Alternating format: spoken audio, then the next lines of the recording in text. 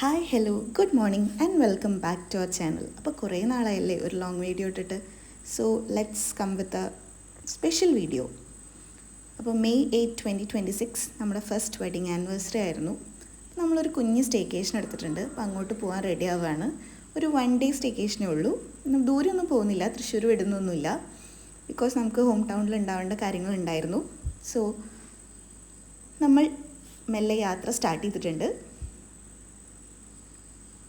ഇങ്ങനെ ഓരോ കാര്യങ്ങളൊക്കെ പറഞ്ഞ് നമ്മളിങ്ങനെ ചില്ല് ചെയ്ത് പോവാണ്.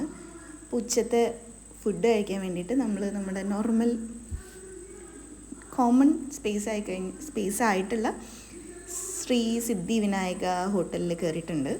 അപ്പോൾ ഞാൻ ഇൻ ബിറ്റ്വീൻ ഒരു ചിക്കൻ റോളോ എന്തോ കഴിച്ചതുകൊണ്ട് ഞാൻ ഫുള്ളായിരുന്നു.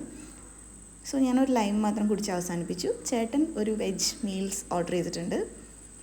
നമ്മളിവിടുന്ന് പൊതുവേ ബ്രേക്ക്ഫാസ്റ്റ് മാത്രമേ കഴിച്ചിട്ടുള്ളൂ. ബ്രേക്ക്ഫാസ്റ്റ് ഞാൻ മുന്നേ പറഞ്ഞിട്ടുള്ള പോലെ അടിപൊളിയാണ്. ലഞ്ചും അടിപൊളിയായിരുന്നു. ഒരുവിധം മീൽസിൽ തന്നിട്ടുള്ള എല്ലാ കറികളും നല്ലതായിരുന്നു എന്നാണ് ചേട്ടൻ പറഞ്ഞത്. ഞാനൊരു 2 ഉരുളയൊക്കെ ട്രൈ ചെയ്തിട്ടുണ്ടായിരുന്നു. എനിക്കും ഓക്കെ ആയിരുന്നു, നല്ലതായിരുന്നു. പൊതുവെ എനിക്ക് വെജ് ഫുഡ് എന്നല്ല, ഇങ്ങനത്തെ കുറേ ഡിഷസിനോട് വലിയ താല്പര്യമില്ലാത്തത് കൊണ്ട് വല്ലാണ്ട് അതിനെപ്പറ്റി പറയുന്നില്ല. നല്ലതായിരുന്നു. അപ്പോൾ ഫുഡൊക്കെ കഴിച്ച് നമ്മളിറങ്ങി. ഈ റെസ്റ്റോറൻറ്റ് നമുക്ക് ഭയങ്കര ഇഷ്ടപ്പെട്ടുകൊണ്ട് കേട്ടോ, എപ്പോഴും ആ റെസ്റ്റോറൻറ്റ് തന്നെ. പിന്നെ അത് കഴിഞ്ഞിട്ട് തണുത്ത് എന്തെങ്കിലും കഴിക്കണം എന്ന് പറഞ്ഞിട്ട് കോലഴി ഭാഗത്തുള്ള കരിക്ക് കട. അപ്പോൾ ഇവിടെ എന്താണെന്ന് വെച്ചാൽ കരിക്കാണ് മെയിൻ. ബാക്കി കരിക്കിന് ബ്ലെൻഡ് ചെയ്യുന്നത് ബൂസ്റ്റ്, ഹോർലിക്സ്, അങ്ങനെ പല പല വേർഷനാണ്. അപ്പോൾ ചേട്ടനൊരു കരിക്ക് ഷേക്ക് കഴിച്ചുകൊണ്ടിരിക്കുക. എനിക്ക് ഇങ്ങനത്തെ സാധനങ്ങളൊന്നും ഇഷ്ടമല്ലാത്തതുകൊണ്ട് ഞാനതിൻ്റെ പരിസരത്തേക്ക് പോയിട്ടില്ല. അതും നല്ലൊരു ഷോപ്പാണ്. ലൈക്ക് ലുക്ക് വൈസ് നല്ല അല്ലെങ്കിലും ഫുഡ് നല്ലതാണ്. അപ്പോൾ ഇതൊക്കെ കഴിച്ച് കഴിഞ്ഞിട്ട് ഇനി എനിക്ക് ഡ്രൈവ് ചെയ്യാൻ വയ്യ, നീ ഡ്രൈവ് ചെയ്യുമെന്ന് പറയുന്നതുകൊണ്ട് എന്നെക്കൊണ്ട് ഡ്രൈവ് ചെയ്യിപ്പിക്കുകയാണ്. അപ്പോൾ ഞാൻ പറഞ്ഞു, എനിക്ക് പരിചിതമല്ലാത്ത ഇങ്ങനെ ഫുള്ള് കുഞ്ഞു വഴിയിലൊക്കെ എനിക്ക് എന്തിനാണ് വണ്ടി തരണേന്ന് ചോദിച്ചുകൊണ്ടിരിക്കുകയാണ്. അപ്പോൾ നമ്മൾ സംസാരിച്ചൊക്കെ ഇങ്ങനെ പോയിക്കൊണ്ടിരിക്കുമ്പോഴേക്കും നമ്മുടെ ലൊക്കേഷൻ ഏകദേശം എത്തിയിട്ടുണ്ട്. നമ്മൾ പൂമലയ്ക്കാണ് വന്നത്. അപ്പോൾ ഡാം സൈഡാണ്. അപ്പോൾ അതിൻ്റെ വെള്ളം തടാകം പോലെ അല്ലെങ്കിൽ ലേക്ക് പോലെ കിടക്കുന്ന സ്ഥലമാണ് ആ കാണുന്നത്. നമുക്ക് അങ്ങോട്ട് പിന്നെയും പോവാം. ഇപ്പോൾ ഫസ്റ്റ് നമുക്ക് ചെക്ക് ഇൻ ചെയ്യാം. അപ്പോൾ മൗണ്ട് ഫ്ലോറല്ല എന്ന് പറഞ്ഞിട്ടുള്ള ഒരു സ്റ്റേക്കേഷനാണ് നമ്മൾ എടുത്തിട്ടുള്ളത്. ബേസിക്കലി അവിടെ 2 കോട്ടേജസ് ആണുള്ളത്. കോട്ടേജ് ഇൻഡിപെൻഡൻ്റ് ആയിട്ട് എടുക്കാം, അല്ലെങ്കിൽ 2 ആയിട്ട് എടുക്കാം. ലൈക്ക് ഓരോ കോട്ടേജിലും 2 റൂമും എത്തും. സെപ്പറേറ്റ് ആയിട്ടും ഉണ്ട്, അല്ലെങ്കിൽ ഫുൾ കോട്ടേജ് ആയിട്ട്. ഇപ്പോൾ ഫാമിലിയൊക്കെ ആയിട്ട് വരികയാണെങ്കിൽ ഫുൾ കോട്ടേജ് ആയിട്ടും എടുക്കാം. അപ്പോൾ നമ്മൾ ആ മേലെ കണ്ട കോട്ടേജാണ് എടുത്തിട്ടുള്ളത്. താഴെ സർപ്രൈസിംഗ്ലി 4 ഗേൾസ് ആയിരുന്നു ഉണ്ടായിരുന്നത്. അപ്പോൾ എനിക്ക് അവരെ കണ്ടപ്പോൾ ഭയങ്കര സന്തോഷം തോന്നി. കാരണം നമ്മൾ ഏൺ ചെയ്യാമെന്ന് മാത്രമല്ലല്ലോ ലൈഫിൻ്റെ one and only one intention. അത് നമുക്ക് തന്നെ എൻജോയ് ചെയ്യാൻ പറ്റുമ്പോഴാണ് ലൈഫ് കുറേ കൂടി ബ്യൂട്ടിഫുൾ ആവുന്നത്. അപ്പോൾ അവർ കൊച്ചിയിലാണ് വർക്ക് ചെയ്യണമെന്ന് തോന്നുന്നു. അപ്പോൾ അവരവരുടെ സാലറിയൊക്കെ കിട്ടി അവർ ഫ്രണ്ട്സായിട്ട് എൻജോയ് ചെയ്യാൻ വേണ്ടി വന്നിരിക്കുക എന്ന് പറഞ്ഞപ്പോൾ ഭയങ്കര ഹാപ്പി ആയിപ്പോയി. അപ്പോൾ അതൊക്കെ കഴിഞ്ഞ് നമ്മൾ റിസോർട്ടിൻ്റെ ചുറ്റും നടന്ന് ഒരു ചെറിയ സ്റ്റേക്കേഷൻ ഏരിയ എന്നിട്ട് നമ്മുടെ കോട്ടേജിലേക്ക് വന്നു. അപ്പോൾ പുറത്ത് ഇങ്ങനെ ഒരു സിറ്റിംഗ് ഏരിയ ഉണ്ട്. അപ്പോൾ നമ്മൾ ജസ്റ്റ് നമ്മുടെ ലഗേജൊക്കെ തട്ടിയതിന് ശേഷം അവിടെ കുറച്ച് നേരം ഇരുന്നു. അത് കഴിഞ്ഞിട്ട് നമ്മൾ റൂം ടൂർ എടുക്കാൻ വേണ്ടി വന്നതാണ്. ഇത് ഞാൻ എടുക്കുന്നത് നെക്സ്റ്റ് ഡേ മോർണിംഗ് ആണ്. ബിക്കോസ് ഉച്ചയ്ക്ക് ഞാനത് മറന്നുപോയി. അപ്പോൾ നമ്മൾ ഇനീഷ്യലി കണ്ടൊരു സ്പേസ്, പിന്നെ ഒരു ബെഡ്റൂം, ഒരു വാഷ്റൂം. അപ്പുറത്തും സെയിം തന്നെയാണ്. നമ്മൾ ആദ്യം ആ റൂമാണ് യൂസ് ചെയ്തിട്ടുണ്ടായത്. അവിടുത്തെ TV വർക്ക് ചെയ്യാത്തതുകൊണ്ട് നമ്മൾ ഈ റൂമിലേക്ക് ഷിഫ്റ്റ് ചെയ്തതാണ്. ബേസിക് ആയിട്ടുള്ള എല്ലാ അമ്യൂണിറ്റീസും പ്രൊവൈഡ് ചെയ്തിട്ടുണ്ട്. AC, TV, കെറ്റിൽ, പിന്നെന്താ അങ്ങനെ ഷെൽഫ്, കബേർഡ് എല്ലാം. അപ്പോൾ നല്ലൊരു പ്ലേസാണ്. ഒരു വുഡൻ അറ്റ്മോസ്ഫിയറിൽ ഒരു കാം ആൻഡ് ക്വയറ്റ് അറ്റ്മോസ്ഫിയർ. ഭയങ്കര ഒച്ചയും ബഹളമൊന്നുമില്ല. പിന്നെ ഇവിടുത്തെ സ്റ്റാഫും നല്ലതായിരുന്നു. ഒരു ചേച്ചിയുണ്ട്, പിന്നെ വേറെ ഒരു കെയർ ടേക്കർ ബോയും, പിന്നെ ഇതിൻ്റെ ഓണറിൻ്റെ മകനും. പിന്നെ ഇങ്ങനെ കുറച്ച് നമ്മളെ അട്രാക്റ്റ് ചെയ്യാനുള്ള സംഭവങ്ങളൊക്കെ സെറ്റ് ചെയ്തിട്ടുണ്ട്. ഒരു സൈക്കിള്, ഒരു മറ്റേ കാളവണ്ടിയുടെ ബാക്കിൽ അറ്റാച്ച്മെൻറ്റ്. ഇതൊക്കെ നല്ല ഫോട്ടോസൊക്കെ എടുക്കാൻ പറ്റിയ ലൊക്കേഷനാണ്. പിന്നെ ഒരു ആന. അപ്പോൾ ഇതൊക്കെ കണ്ടു കഴിഞ്ഞ് കുറച്ച് നേരം റെസ്റ്റൊക്കെ എടുത്തിട്ട് നേരത്തെ കണ്ടില്ലേ ആ ഡാമിൻ്റെ വ്യൂ ഉള്ള സ്ഥലം, അപ്പോൾ അങ്ങോട്ടേക്ക് പോകാമെന്ന് വിചാരിച്ചു. അപ്പോൾ ആ ചേച്ചി പറഞ്ഞിരുന്നു നമ്മുടെ അടുത്ത് 15 മിനിറ്റ് നടക്കാനുണ്ടായിരിക്കും, വേണമെങ്കിൽ കാർ എടുത്ത് പോയിക്കോളൂ. എനിക്ക് പൊതുവേ നടക്കുന്നതിനോട് വലിയ താല്പര്യമില്ലെങ്കിൽ പോലും ഇന്ന് നമുക്ക് നടക്കാം, കാരണം വെയിലൊന്നും ഇല്ലല്ലോ, അപ്പോൾ നടന്നേക്കാം എന്ന് വിചാരിച്ച് പോയി. നമുക്ക് ഇങ്ങോട്ട് ക്രോസ് ചെയ്ത് പോകണം, ഇത് ചുറ്റി വളഞ്ഞൊക്കെ വേണം വരാൻ. ബട്ട് ഇപ്പോൾ വെള്ളം അധികം ഇല്ലാത്തതുകൊണ്ട്, കുറേ ഏരിയയിൽ വെള്ളം ഇല്ലാതിരിക്കുന്നതുകൊണ്ട് നമ്മളത് ക്രോസ് ചെയ്തു. അപ്പോൾ ഇങ്ങനെ ഒരുപാട് നടക്കേണ്ടി വന്നില്ല. ക്രോസ് ചെയ്ത് നമ്മൾ കയറി വരുന്നത് ഒരു ചിൽഡ്രൻസ് പാർക്ക് ഏരിയയിലേക്കാണ്. വെക്കേഷൻ ആയതുകൊണ്ട് തന്നെ ആവശ്യത്തിന് ക്രൗഡഡ് ആയിരുന്നു. ഈവനിങ് ആയല്ലോ, ഏകദേശം നമ്മൾ എത്തുമ്പോൾ തന്നെ ഒരു 5:30 ഒക്കെ ആയിട്ടുണ്ട്. പിന്നെ ഞാൻ പറഞ്ഞ വെള്ളം ഒഴുകുന്ന സ്ഥലം, അവിടെ കുറച്ച് ബെഞ്ചസ് ഇട്ടിട്ടുണ്ട്. അപ്പോൾ ഈവനിങ് ഒക്കെ നമുക്ക് വന്ന് ഫാമിലി ആയിട്ടോ കപ്പിളായിട്ടോ ഫ്രണ്ട്സായിട്ടോ ഒക്കെ എൻജോയ് ചെയ്യാം. പിന്നെ ഇവിടെ കുറേ ആമ്പലുകളുണ്ടായിരുന്നു. അതൊക്കെ കഴിഞ്ഞിട്ട് പിന്നെ ഇവിടെ അവൈലബിൾ ആയിട്ടുള്ള ഒരു ആക്ടിവിറ്റി എന്ന് പറയുന്നത് ബോട്ടിങ് കയാക്കിങ് ഒക്കെയാണ്. അതിങ്ങനെ ചെയ്യണോ വേണ്ടേന്ന് നമ്മളിങ്ങനെ ഡിസ്കസ് ചെയ്യായിരുന്നു. Boating in the sense pedal ബോട്ടിങ്ങേ ഉള്ളൂ, പിന്നെ കയാക്കിംഗ് ആണ്. അപ്പോൾ പെഡൽ ബോട്ടിങ് എന്തായാലും വേണ്ട, കാരണം കാല് വേദനിക്കും എന്ന് ഞാൻ പറഞ്ഞു. എനിക്ക് ഓൾറെഡി എക്സ്പീരിയൻസ് ഉണ്ട്, അപ്പോൾ അത് വേണ്ട, അത് ഭയങ്കര ബുദ്ധിമുട്ടായിരിക്കും, കാണുന്ന സുഖം ഉണ്ടാവില്ല. നമുക്ക് ആ ടൈം നമ്മൾ അത്രയും ഹാഫ് ആൻ അവർ നമ്മൾ യൂസ് ചെയ്യുമ്പോൾ നമ്മൾ കാല് എന്തായാലും വേദനിക്കും. അപ്പോൾ കയാക്കിംഗ് ഓൾറെഡി നമ്മൾ 4 മണിക്കാറ്റിൽ ചെയ്തിട്ടുണ്ടല്ലോ, അപ്പോൾ അത് നല്ലൊരു എക്സ്പീരിയൻസ് ആയതുകൊണ്ട് കയാക്കിംഗ് തന്നെ മതി എന്ന് പറഞ്ഞു. അപ്പോൾ ദേ ഈ ചേച്ചിമാർ പെഡൽ ബോട്ട് എടുത്ത് ആകെ തളർന്ന് വരികയാണ്. അപ്പോൾ നമ്മൾ രണ്ട് പേർക്ക് ഇരിക്കാൻ പറ്റുന്ന ഒരു കയാക്കിംഗ് ബോട്ട് എടുത്ത് നമ്മൾ ഇറങ്ങി. അപ്പോൾ ചേട്ടൻ മാത്രമേ ഇപ്പോൾ തുഴയുന്നുള്ളൂ, അതായാലും മൂവ് ചെയ്യും കേട്ടോ, പിന്നെ 2 പേരും ചെയ്യണമെന്ന് നിർബന്ധമൊന്നുമില്ല.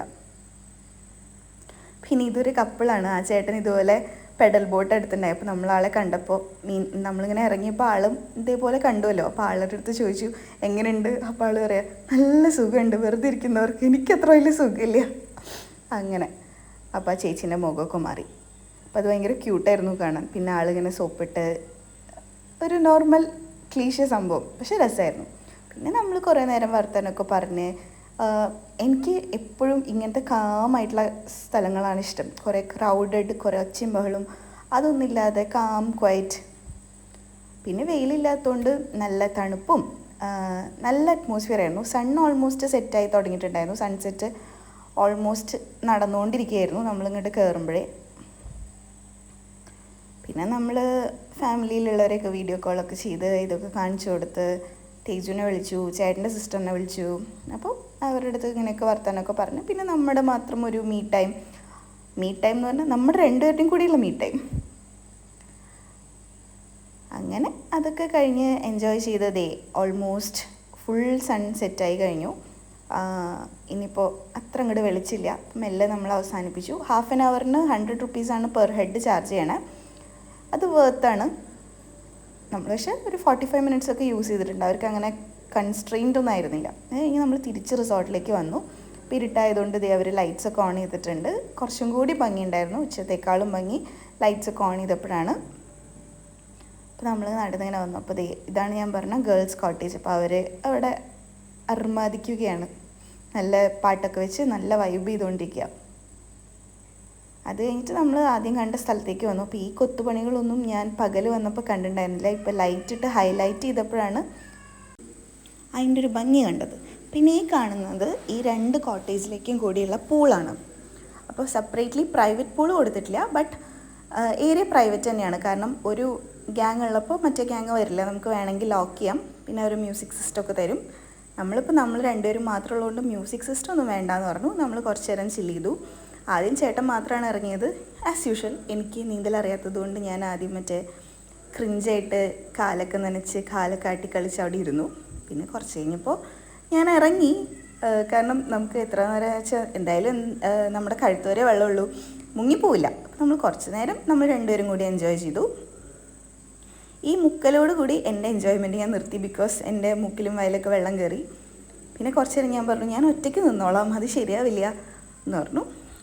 അങ്ങനെ ഒരു നല്ലൊരു കമ്മ്യൂണിക്കേഷൻ ടൈം തന്നെയായിരുന്നു. നമ്മൾ കുറേ നേരം വർത്താനമൊക്കെ പറഞ്ഞു. പിന്നെ ചേട്ടനും പെട്ടെന്ന് ടയേർഡായി, ബിക്കോസ് ആരും കമ്പനിക്കില്ലല്ലോ. അപ്പോൾ ആരെങ്കിലും കമ്പനിക്ക് ഉണ്ടെങ്കിൽ കുറേ നേരം കൂടി നിൽക്കായിരുന്നു. അത് കഴിഞ്ഞ് നമ്മൾ റൂമിൽ വന്നു, ഫ്രഷായി. പിന്നെ നമ്മൾ കുറച്ച് നേരം നമ്മളെ കല്യാണ വീഡിയോ ഒക്കെ നോക്കിയിരുന്നു.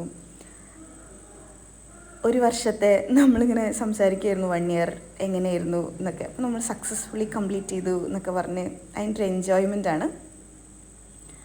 അപ്പോൾ പിന്നെ നമ്മൾ വിചാരിച്ചു ഇനി എന്തായാലും കുറേ നേരമായി നമ്മൾ എന്താണ് ഗിഫ്റ്റ് എന്ന് അങ്ങോട്ടും ഇങ്ങോട്ടും ഭയങ്കര കൗതുകം. അപ്പോൾ ഗിഫ്റ്റ് എക്സ്ചേഞ്ച് ചെയ്യാമെന്ന് വിചാരിച്ചു. അപ്പോൾ ഇത് ചേട്ടൻ എനിക്ക് വേണ്ടി ക്യൂറേറ്റ് ചെയ്ത ഗിഫ്റ്റാണ്. ഞാൻ ആൾക്ക് ആദ്യം കൊടുത്തത് ബോട്ടിൻ്റെ ഒരു സ്പീക്കറാണ്. ആളിങ്ങനെ കുറേ നാളായത് വിഷ് ലിസ്റ്റിലിട്ട് വെച്ചിട്ടിരിക്കുന്നു. അപ്പോൾ അത് വാങ്ങിക്കാമെന്ന് വിചാരിച്ചു. പിന്നെ 2 ഫോട്ടോ ഫ്രെയിംസാണ്. നമ്മൾ ഇപ്രാവശ്യം എക്സ്പെൻസീവ് എൻഡിലുള്ള ഗിഫ്റ്റ്സിലേക്കൊന്നും പോയിട്ടില്ല. കുറച്ചും കൂടി പ്രയോറിറ്റി ഉള്ള കാര്യങ്ങളുള്ളതുകൊണ്ട് ഇപ്പോൾ അത് മതി എന്ന് വിചാരിച്ചു. അപ്പോൾ ഇത് ചേട്ടൻ വാങ്ങിച്ച ഗിഫ്റ്റാണ്. ഇതെന്താണെന്ന് വെച്ച് കഴിഞ്ഞാൽ ഇത് ഏതോ ഒരു ഇൻസ്റ്റാഗ്രാം പേജിൽ നിന്ന് ആൾ ചെയ്യിപ്പിച്ചിട്ടുള്ളതാണ്. ഒരു ഇത്തിരി എക്സ്പെൻസീവ് ആണ്. എന്നെ സംബന്ധിച്ച് ഇത് വേണോ എന്ന് ചോദിച്ചാൽ ഞാൻ വേണ്ടാന്നേ പറയുള്ളൂ. ബട്ട് ഗിഫ്റ്റാണല്ലോ, പിന്നെ ഞാനത് എൻജോയ് ചെയ്യുന്നുണ്ട്.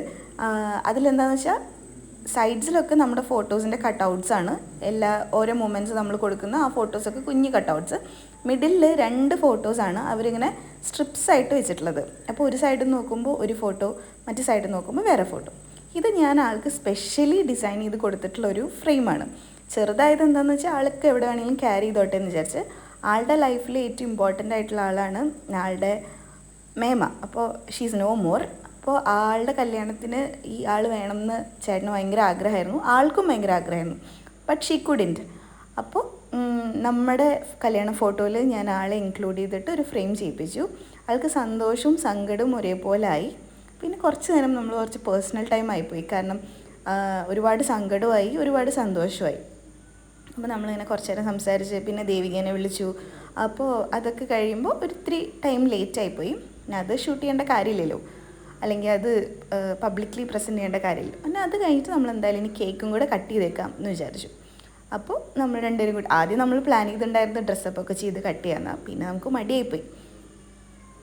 ആ കാര്യത്തിൽ ഞങ്ങൾ ഒറ്റക്കെട്ടാണ്. അപ്പോൾ നമ്മൾ ഇരുന്ന കോലത്തിൽ തന്നെ കേക്ക് കട്ട് ചെയ്യുക.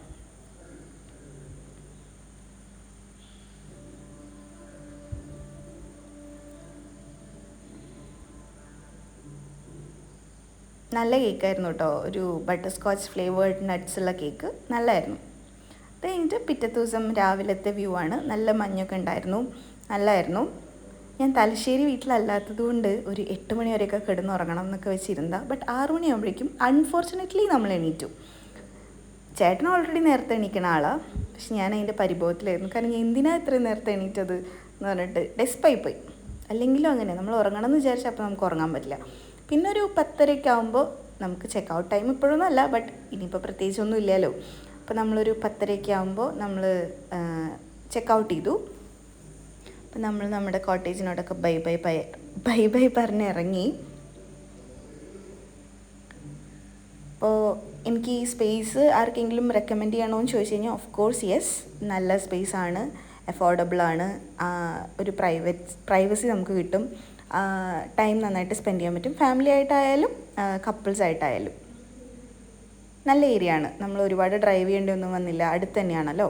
അപ്പോൾ ഇന്നലെ നമ്മൾ കാണിച്ച ലൊക്കേഷനോടും ബൈ ബൈ പറഞ്ഞു. പിന്നെ നമ്മൾ മെല്ലെ ടൗണിലേക്ക് ഇറങ്ങി. അപ്പോൾ ഇത്രയും നേരമായിട്ട് നമ്മൾ ബ്രേക്ക്ഫാസ്റ്റ് ഒന്നും കഴിച്ചിട്ടില്ല കേട്ടോ. അപ്പോൾ നമ്മൾ ബ്രേക്ക്ഫാസ്റ്റ് പ്ലാനിങ് നടത്തുകൊണ്ടിരിക്കുക. അപ്പോൾ നമുക്ക് സേഫ് പ്ലേസ് നമ്മുടെ ഇന്നലെ കാണിച്ച അതേ സ്ഥലമായതുകൊണ്ടും അത് അടുത്തായതുകൊണ്ടും നമ്മൾ അങ്ങോട്ട് തന്നെ പോയി. ഞാനൊരു തൊപ്പി ദോശ പ്ലസ് വട, ചേട്ടൻ മസാല ദോശ. അത് കഴിഞ്ഞിട്ട് നമ്മളൊരു പടത്തിന് കയറി. ദൃഢം മൂവിയായിരുന്നു. ഓക്കെ മൂവിയാണ്, റെക്കമെൻഡബിൾ അല്ല. അത് കഴിഞ്ഞ് വൈകിട്ട് നമ്മൾ ചേട്ടൻ്റെ വീട്ടിലെത്തിയിരുന്നു. അപ്പോൾ എൻ്റെ അച്ഛനും അമ്മയും അബിയും ഷിജുവും ഒക്കെ കൂടി സർപ്രൈസായിട്ട് കേക്കും സ്വീറ്റ്സും അങ്ങനെ കുറച്ച് സംഭവങ്ങളൊക്കെ ആയിട്ട് വന്നിരുന്നു. അപ്പോൾ ഇവരും ഒരു കേക്ക് വാങ്ങിയിരുന്നു, പിന്നെ ഫുഡ് അറേഞ്ച് ചെയ്തിരുന്നു. അപ്പോൾ നമ്മൾ കേക്കൊക്കെ കട്ട് ചെയ്യാണ്. ഒരു നട്ടി ബബിൾ കേക്ക്, പിന്നെ ഒരു ചോക്ലേറ്റ് കേക്ക് അച്ഛൻ കൊടുന്നതാണ്. Because I like chocolate cakes. പിന്നെ അതിൻ്റെ ഡെക്കോറൊക്കെ കണ്ടിട്ട് ഞാൻ ഞെട്ടിപ്പോയി. ബിക്കോസ് അച്ഛൻ അങ്ങനത്തെ ആളേ അല്ല. ഏതെങ്കിലും ഒരു ചോക്ലേറ്റ് കേക്ക് അങ്ങനത്തെ ഒരു മൂടേ ഉള്ളൂ. പക്ഷേ സംഭവം അടിപൊളിയായിരുന്നു, ഞാനത് എക്സ്പെക്റ്റ് ചെയ്തില്ല. പിന്നെ ഈ LED ക്യാൻഡിൽസും അച്ഛൻ്റെ ഐഡിയ, അത് ഞാൻ എക്സ്പെക്റ്റ് ചെയ്തില്ല. ഷോക്കിംഗ് ആയിപ്പോയി. ലൈക്ക് അച്ഛനിൽ നിന്ന് ഞാനത് എക്സ്പെക്റ്റ് ചെയ്യുന്നില്ലല്ലോ. ഈ കേക്കും അടിപൊളിയായിരുന്നു. പിന്നെ നമ്മൾ അങ്ങോട്ടും ഇങ്ങോട്ടും കേക്ക് കൊടുക്കൽ, 2 കേക്കും അങ്ങോട്ടും ഇങ്ങോട്ടും കൊടുക്കൽ. പിന്നെ നമ്മൾ കുറച്ച് ഫോട്ടോസും വീഡിയോസൊക്കെ എടുത്തു. എല്ലാവരുമായിട്ട് കേക്ക് ഷെയർ ചെയ്തു. അച്ഛൻ്റെ അമ്മയുടെയും ക്ലിപ്പ് മാത്രം എന്തായിട്ടെന്ന് വെച്ച് കഴിഞ്ഞാൽ അവർ കുറച്ചധികം ഡ്രസ്ഡപ്പ് ആയിട്ടായിരുന്നു വന്നിട്ടുണ്ടായിരുന്നത്. അമ്മ വാസ് ലുക്കിംഗ് ടു ക്യൂട്ട്. ഇത് കുറേ മുന്നേ ഉള്ള സാരിയാണ്. ബട്ട് ഇന്ന് കുറേ വർഷങ്ങൾക്ക് ശേഷം എടുത്ത് കണ്ടപ്പോൾ അടിപൊളിയായിരുന്നു. അപ്പോൾ നമ്മളിങ്ങനെ അമ്മയുടെ ബ്യൂട്ടീനെ പറ്റിയൊക്കെ കമൻറ്റ് ചെയ്യായിരുന്നു. പിന്നെ അമ്മ ആദ്യം ചേട്ടന് കേക്ക് കൊടുത്തുകൊണ്ട് ഞാൻ ഓ എനിക്ക് തന്നില്ല എന്നൊക്കെ പറഞ്ഞിട്ടുള്ള ടോക്കൊക്കെ നടന്ന് പിന്നെ നമ്മൾ ഫുഡൊക്കെ കഴിച്ച് കുറേ നേരം ഫാമിലി ആയിട്ട് സ്പെൻഡ് ചെയ്ത് അങ്ങനെ ആ നൈറ്റ് അടിപൊളിയായിട്ട് തീർന്നു. പിന്നെ നെക്സ്റ്റ് ഡേ മോർണിംഗ് നമ്മൾ ചേട്ടൻ്റെ വീട്ടിൽ നിന്ന് ചേട്ടൻ്റെ അനിയൻ, അമ്മ, ഞാൻ, ചേട്ടൻ, ഞങ്ങൾ 4 പേരും കൂടി ഇരുനിലങ്കോട് അമ്പലത്തിൽ വന്നിരിക്കുക. അപ്പോൾ ഇരുനിലങ്കോട് അമ്പലം എനിക്ക് ഫെമിലിയറാണ്. ബിക്കോസ് അച്ഛൻ്റെ ഒരു പെങ്ങളെ കല്യാണം കഴിച്ചിട്ടുണ്ടായിരുന്നത് മുള്ളൂർക്കരയെന്നാണ്. അപ്പോൾ അവരുടെ തറവാട്ടമ്പലം പോലെ, മീൻസ് തറവാട്ടമ്പലം അല്ല, അവരുടെ എന്താ പറയുക, തട്ടകത്തമ്പലം എന്നൊക്കെ പറയുന്ന പോലെയായിരുന്നു. അപ്പോൾ ഞാനും യമുനയും യമുനയുടെ അമ്മയും പിന്നെ അവിടെയുള്ള ചേച്ചിയും കൂടിയിട്ട് നമ്മളിവിടെ എപ്പോഴോ വന്നിട്ടുണ്ട്. When I was too young, 6th സ്റ്റാൻഡേർഡിലോ അങ്ങനെ എന്തോ ആണ്. അപ്പോൾ ഈ അമ്പലം എല്ലാവർക്കും അറിയണ പോലെ ഒരുപാട് വർഷങ്ങൾ പഴക്കമുള്ള അമ്പലമാണ്. പിന്നെ ഇതിൻ്റെ പുറകിലെ കഥ എന്താണെന്ന് വെച്ച് കഴിഞ്ഞാൽ, പാറയമ്മ ഒരു ലേഡി അവരുടെ അരിവാളോ വെട്ടുകത്തിയോ അങ്ങനെ എന്തോ അത് മുറിച്ച് കൂട്ടുമ്പോൾ ആ പാറയമ്മന്ന് ചോര വരുന്നതായിട്ട് കണ്ടു. അത് അവിടുത്തെ വില്ലേജേഴ്സിനടുത്തൊക്കെ പറഞ്ഞ് അപ്പോഴാണ് ഇവിടെ ഒരു ദക്ഷിണാമൂർത്തി അവതാരം ഉണ്ടെന്ന് അറിയുന്നത്. ശിവൻ്റെ തന്നെ വേറൊരു രൂപം. അത് കല്ലിൽ തന്നെയാണ് കൊത്തിയിട്ടുള്ളത്. ഈ പാറ ഒരു ഫുൾ പാറകളാണ് ഇവിടെ. പാറ താഴോട്ട് ഏറ്റവും താഴെ എത്തുന്ന പോർഷനിൽ പാറയമ്മ തന്നെയാണ് ദക്ഷിണാമൂർത്തിയുടെ വിഗ്രഹം പോലെ ചെയ്തിട്ടുള്ളത്. അതാണ് അവിടെ ഉള്ള പ്രതിഷ്ഠ. പിന്നെ ഇപ്പോൾ ഗണപതി, അയ്യപ്പൻ എല്ലാവരുടെയും പ്രതിഷ്ഠകൾ അകത്തുണ്ട്. ബട്ട് ആദ്യം ഇങ്ങനെ ഈ ദക്ഷിണാമൂർത്തി പാറയമുള്ള പ്രതിഷ്ഠയാണ് അവിടെ ഉള്ളത്. അപ്പോൾ അതൊക്കെ ഇങ്ങനെ പറഞ്ഞ് നമ്മളിങ്ങനെ നടക്കുമായിരുന്നു. ഞാൻ എൻ്റെ ഓർമ്മകൾ അയവർക്കുകയായിരുന്നു. ഞാൻ ആദ്യം യമുനേനെ വീഡിയോ കോൾ ചെയ്തു. ലൈക്ക് നമ്മൾ അത്രയും വർഷത്തെ ഒരു മെമ്മറി ആണല്ലോ. ബട്ട് അവളെ അപ്പോൾ കിട്ടിയില്ല. പിന്നെ ഇവിടെ കയറുമ്പോൾ എന്താ പറയുക, കാല് കഴുകണം. അപ്പോൾ അവരെല്ലാവരും കാല് കഴുകാണ്. ഇതൊക്കെ എനിക്ക് ന്യൂ ആണ് കേട്ടോ. എൻ്റെ ഓർമ്മയിലാകെ ഞങ്ങൾ ഈ പാറപ്പുറത്ത് കയറിയതും ഒരു ഫോട്ടോ എടുത്തതും മാത്രമേ ഉണ്ടായിരുന്നുള്ളൂ. ആ ഡ്രസ്സ് പോലും എനിക്ക് ഓർമ്മയുണ്ട്. ഒരു റെഡ് ബ്രൊക്കേഡ് ടോപ്പ്, ഒരു ഗ്രീൻ പാൻറ്റ്. പക്ഷേ ഇങ്ങനെ കാല് കഴുകുന്നതോ ഇവിടുത്തെ പ്രതിഷ്ഠയോ അങ്ങനെ ഒരു അമ്പലത്തിൻ്റെ സെറ്റപ്പോ ഇതൊന്നും എൻ്റെ മൈൻഡിലില്ല.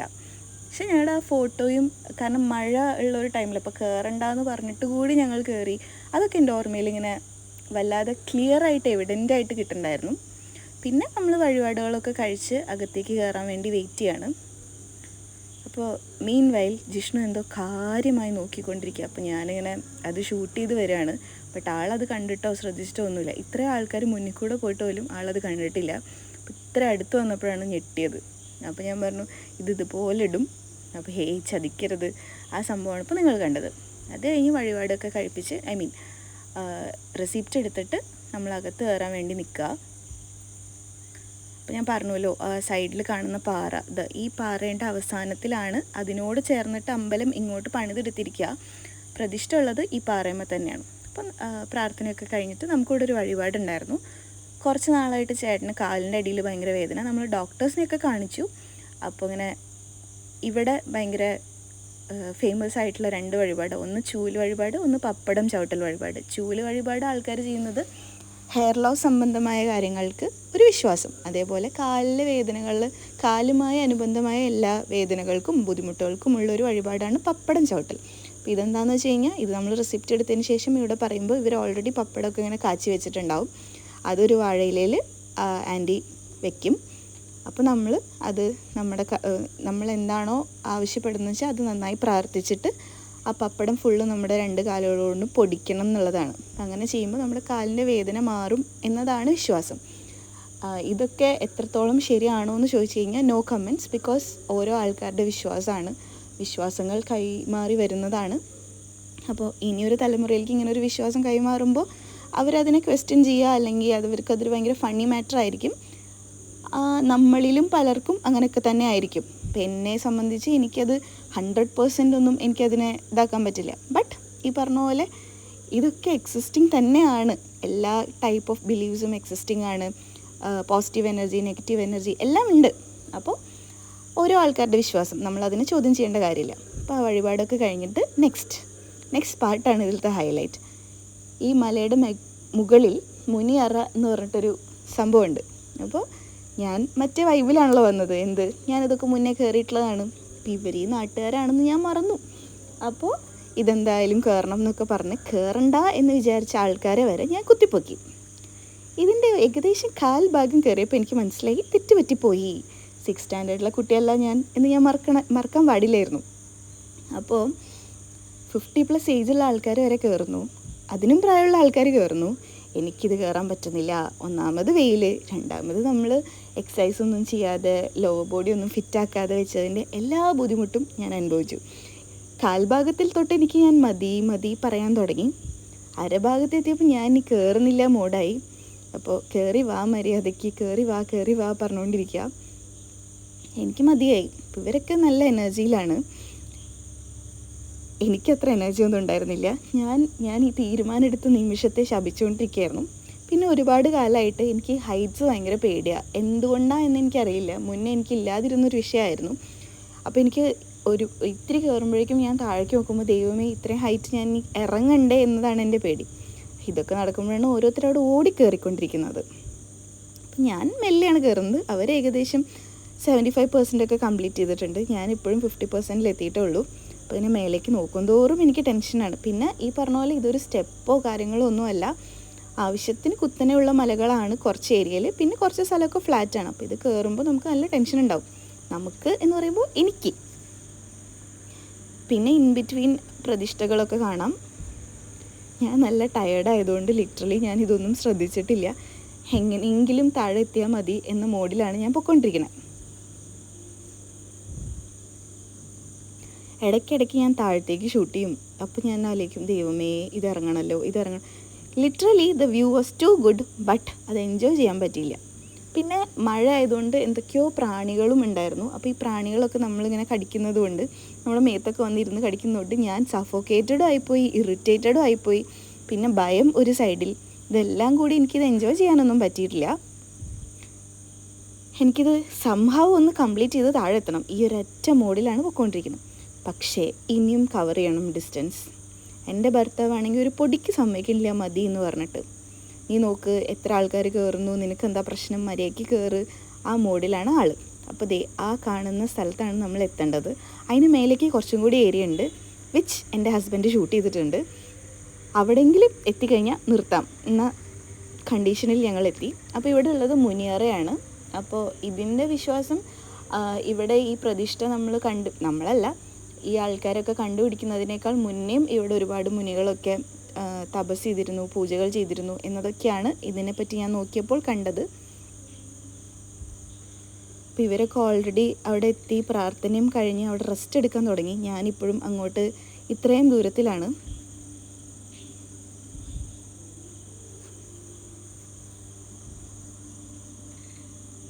നമുക്ക് ഫുൾ ഏരിയ കാണാം കേട്ടോ, നല്ല അടിപൊളിയാണ്. വെയിലില്ല, വൈകിട്ടായിരുന്നെങ്കിൽ കുറച്ചും കൂടി നല്ലതായിരുന്നു. ഇപ്പോൾ ഏകദേശം ഒരു 11 മണി ഒക്കെ ആയിട്ടുണ്ട്. അപ്പോൾ അതിൻ്റേതായ ചൂട് എന്തായാലും ഉണ്ടാവുമല്ലോ.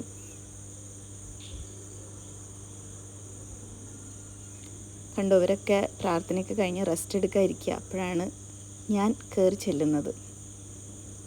പ്രതിഷ്ഠകളൊന്നും ഞാൻ വല്ലാതെ ഷൂട്ട് ചെയ്തിട്ടില്ല. അത് എനിക്ക് യോജിക്കാൻ പറ്റാത്തതുകൊണ്ട് അങ്ങനെ ചെയ്തിട്ടില്ല.